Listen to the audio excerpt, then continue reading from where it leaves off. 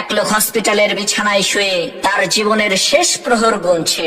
এদিকে তার পরিবারের লোকজন আর হসপিটালের একজন নার্স তার বিছানার পাশে দাঁড়িয়ে আছে। এমত অবস্থায় মৃত্যু শয্যায় শুয়ে থাকা ওই ব্যক্তি তার বড় ছেলেকে কাছে ডেকে বলল, বাবা, ঢাকার গুলশানের আলিশান 10টা বাড়ি আমি তোমাকে দিয়ে গেলাম। এরপর তার একমাত্র মেয়েকে কাছে ডেকে বলল, মারে, বনানীর 5টা ডুপ্লেক্স বাড়ি আমি তোমাকে দিলাম।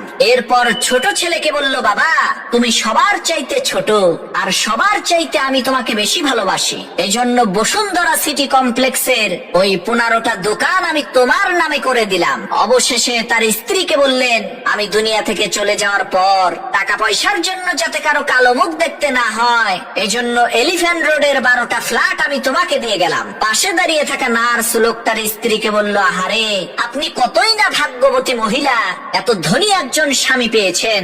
মৃত্যুর আগে আপনার স্বামী আপনাদেরকে কত ধনসম্পদ দিয়ে যাচ্ছে। নার্সের এই কথা শুনে লোকটার স্ত্রী বলল, কি সব যাতা বলেন, কিসের ধনী, কিসের সম্পত্তি? আমার স্বামী তো পেপার বিক্রেতা, সকাল সকাল পত্রিকা বিতরণ করার জন্য আমাদের সবাইকে লোকেশন ভাগ করে দিচ্ছে।